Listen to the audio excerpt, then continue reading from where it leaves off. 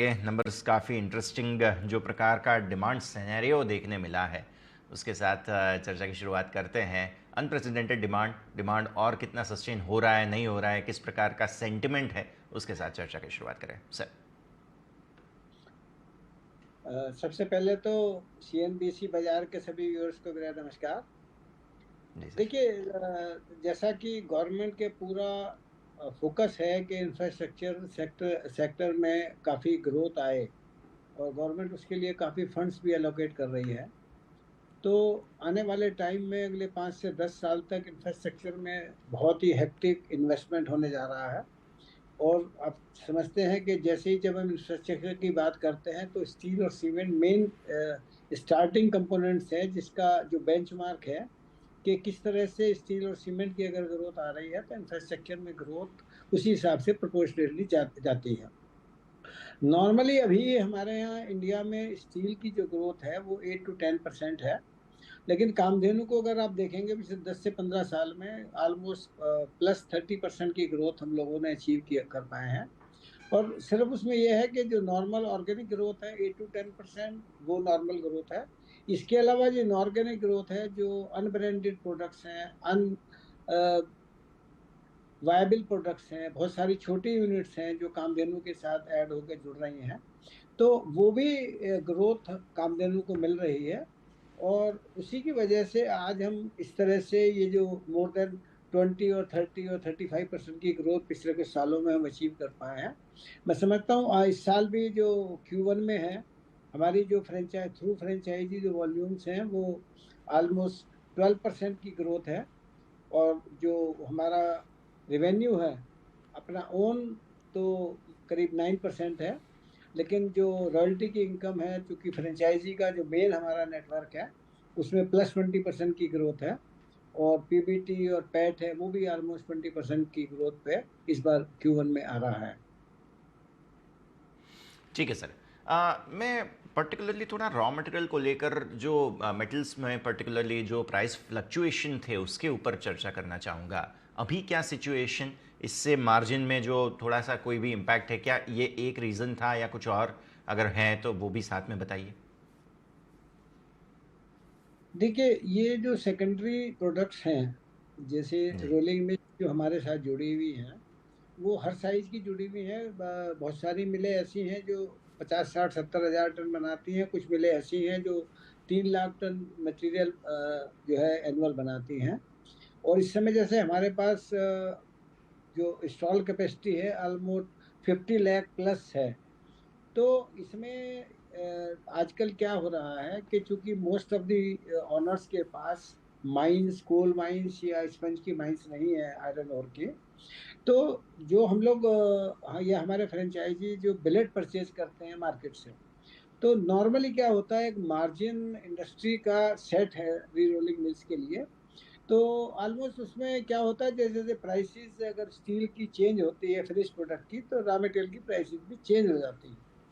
कामधेनु का एफर्ट ये रहता है कि जो भी मैक्सिमम प्रीमियम हम लोग अपने कस्टमर्स को या हमारी फ्रेंचाइजी को, या जितना भी अच्छे से अच्छी क्वालिटी और सही रेट पे हम लोग दे पाए, तो इसमें एज सच बहुत ज़्यादा इम्पेक्ट नहीं आता है। क्योंकि इसमें जो वैल्यू एडिशन है ऑलमोस्ट 20% है। 80% रॉ मटेरियल की कॉस्ट है, 20% वैल्यू एडिशन है। तो मैं समझता हूँ कि वो 20% जो है, कोशिश करते हैं वो 20% इंटैक्ट रहे हमारा। तो अकॉर्डिंगली जो प्रॉफिट्स हैं हमारी कंपनीज के, हमारी फ्रेंचाइजी यूनिट्स के, तो वो ऑलमोस्ट उसी रेशियो में रिफ्लेक्ट करते हैं। बहुत ज़्यादा वेरिएशन का फर्क नहीं आता है, क्योंकि प्राइस रॉ मटेरियल और फिनिश की साथ साथ मूव करती हैं। ठीक है सर। अग्रवाल साहब, अब थोड़ा सा रेवेन्यू मिक्स के बारे में समझाइए, क्योंकि मैं देख रहा हूँ पेंट में भी हैं हम, जो शीट्स वगैरह होती है उसमें भी हैं हम। तो बताइए कितना हिस्सा है वहाँ से रेवेन्यू शेयर में, पेंट में कितना आगे कुछ बढ़ने की कोशिश आपकी रहेगी या नहीं। देखिए, पेंट के बारे में तो मैं आज थोड़ा लिमिटेड बात करना चाहूंगा, क्योंकि ठीक है सर। पेंट की कंपनी हमने हाइव ऑफ करके सेपरेट कंपनी लिस्ट हो गई है। और कल उसकी ठीक है सर। बोर्ड मीटिंग है, रिजल्ट आने वाले हैं। तो मैं समझता हूँ पेंट में आज हम शायद बहुत ज्यादा नहीं मैं कह पाऊंगा। स्टील में ठीक है ये सर। जरूर है कि स्टील में कामधेनु एक यूनिक मॉडल लेके आए हैं, जो एसेट लाइट मॉडल जिसको आज हम कहते हैं, और इंस्टीट्यूट्स में भी अब उसको लोग पढ़ा रहे हैं। इसमें क्या है कि हमारे पास इंडिया में सबसे बड़ा नेटवर्क है रिटेल का। लगभग 8,500 रिटेलर हमारे पास कश्मीर से कन्याकुमारी और कच्छ से लेकर आसाम तक है फैले हुए। और आज हमारे पास 42 यूनिट्स टीएमटी बार बना रही हैं, 25 unit structural steel, angle, channel, beam, pipe, different different sections जो आज यूज होते हैं वेयर हाउसेज में, एयरपोर्ट्स बिल्कुल। में, वो बनाते हैं। और 25 हमारी कलर एंड कोटेड शीट जो वेयर हाउसेज में, इंडस्ट्रियल शेड्स में यूज होती है, वो फ्रेंचाइजी यूनिट्स है। तो मेन मॉडल हमारा एसेट लाइट मॉडल है, जिसमें हमारी फ्रेंचाइजी यूनिट्स ही पूरा कैपेक्स इन्वेस्टमेंट करती हैं, और जी। कामधेनु अपने नेटवर्क के थ्रू उनका जो 100% प्रोडक्ट्स है वो मार्केटिंग करती है। और ये पूरी सेल्स जो है वो हमारी कंपनी की बैलेंस शीट में रिफ्लेक्ट नहीं होती है, जैसे आप रिजल्ट में भी देख रहे होंगे। तो इसमें सिर्फ हमारी जो अपनी एक सिंगल यूनिट राजस्थान में है, उसकी लगभग 1.5 लाख टन की कैपेसिटी है, तो वो रिफ्लेक्ट सिर्फ इसमें होती है। तो इस मॉडल में हमारी कोशिश ये रहती है कि किस तरह से हम मैक्सिमम रेवेन्यू, मैक्सिमम सेल्स और मैक्सिमम प्रीमियम के ऊपर अपने फ्रेंचाइजी का जो प्रोडक्ट है वो हम दे पाएँ। आज मैं यहाँ शेयर करना चाहूँगा कि लास्ट ईयर हम लोगों ने करीब 29 lakh metric ton TMT bar retail segment में बेचा था, जो अपने आप में लार्जेस्ट सेल है। और इस साल हमने जैसे फर्स्ट क्वार्टर में लगभग 8.25 लाख टन की सेल्स हमने थ्रू फ्रेंचाइजी रूट की है। तो इस साल हम लोग 32, 33, 34, 35 लाख टन के तक हम लोग टीएमटी सरिया जो है जी बेचेंगे, सर।